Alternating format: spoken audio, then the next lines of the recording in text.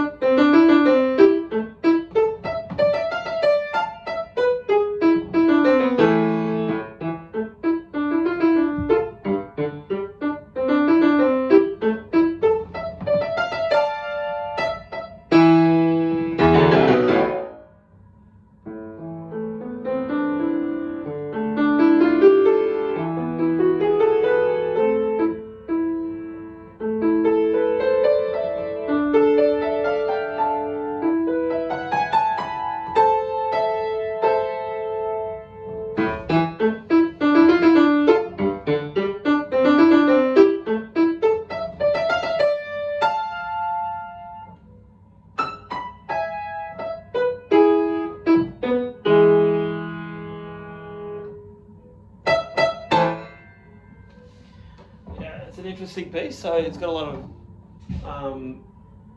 with the structure, you start very fast, in the middle is like a slower, suspenseful part, and then at the end it goes back to the first idea, that faster tempo. So the form, if they ask you an exam, would be ternary form, the ABA, with the A section returning at the end. It's got this interesting thing where it crosses hands. So you've got left, right, left, right, left, right, left. It sort of crosses over like that. You'll see little upside down L's for meaning that's where the left hand plays, and then right side up L's where the right hand plays. And those first two bars it's basically like a sequence or almost a transposition of the other one. So you've got this first idea, then you just repeat it again, one note lower on G. It takes a little bit of work to get around the hand acrobatics there. Then on the third line, it repeats exactly the same as the beginning, and a slightly different ending. So when you've learnt the first two lines, then you can get to line 3 and 4, which is very much the same at the beginning, but much softer. Mezzo piano. So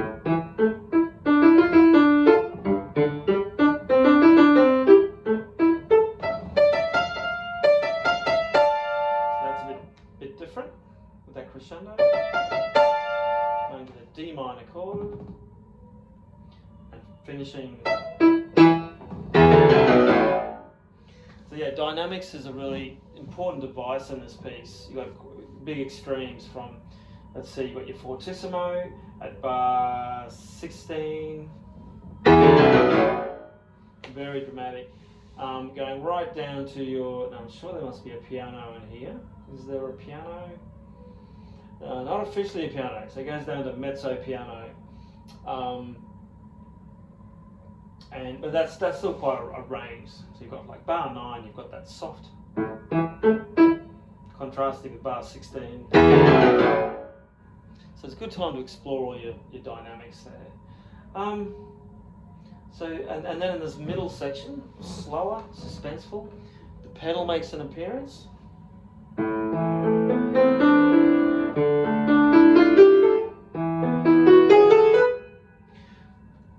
Flowing. You're doing this what's called direct pedaling, so you can lift up as you hit that last note of the bar. So bar 17, there's that E with the staccato, so you can lift your pedal up at the same time. And for the next bars, the same thing.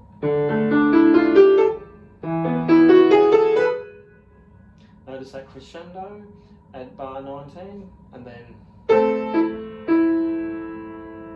finish off the idea. The next line is very similar to the first line, but an octave higher.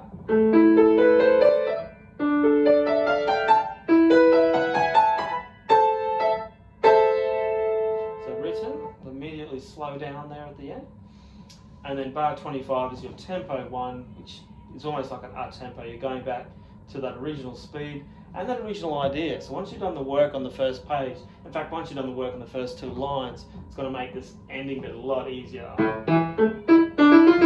you've done it before. Now that last one, at bar 30, I just played, I've actually got to hold that pause, that little I, half an I thing. Hold it like that.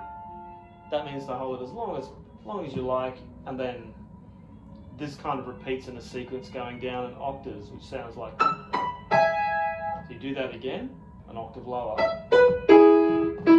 Notice again the right, left change. Right, left, right, left, right, left. Pause again, and the surprise ending. And the big ending there.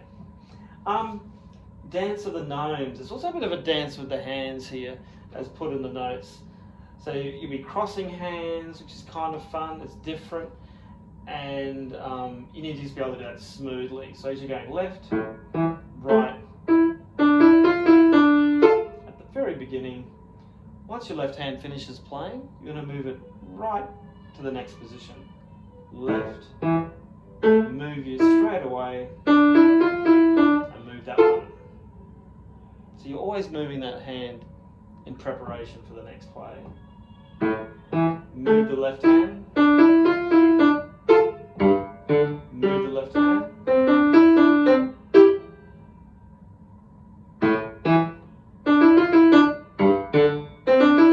Is what it would kind of sound like if you were just doing one hand at a time. So there's a challenge. There's a little bit of a different thing about this piece. And that middle section is very contrasting. So that would be you've got to think about those contrasting dynamics. It's generally softer, it's generally smoother, and that pedal makes it different. And actually it's got some good creative ideas, which is worth trying out. What does it say here? So bars 17 to 24 are an exploration of the primary triads, A minor, D minor, and E major. What else you got? C major. I guess if we look at the first bit here, A minor, D minor, E major. I see what they're saying here.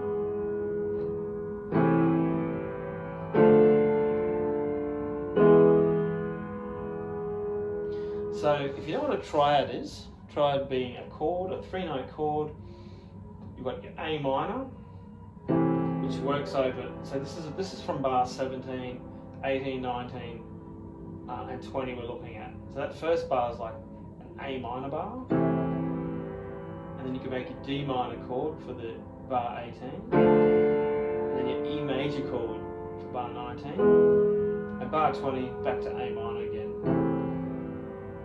So you can kind of explore that.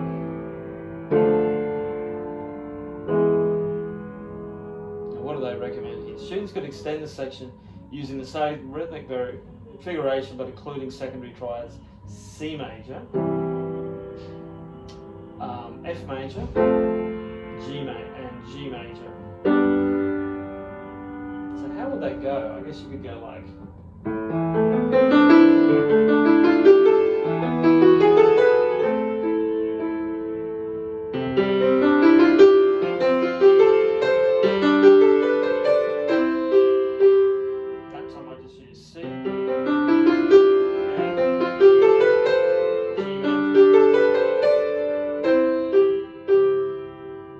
That idea going. It's an interesting thing to try. You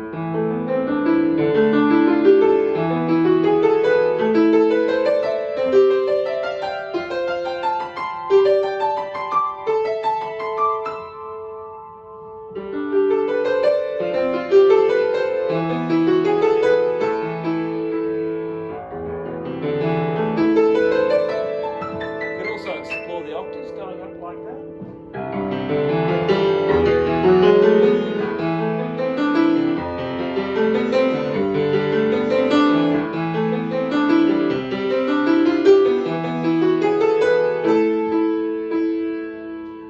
Some improvising you could try out here on this piece.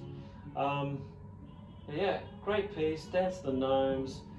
quick and evenly spirited. Are there any weird symbols here? Molto written, so molto means very, so bar 30, and slowing down, so very much slowing down quickly a lot there. Resoluto at the end with resolve. So you're going to do that very, very confident at the end. There you have it. Hope that's useful. There's a tutorial on Dance of the Gnomes.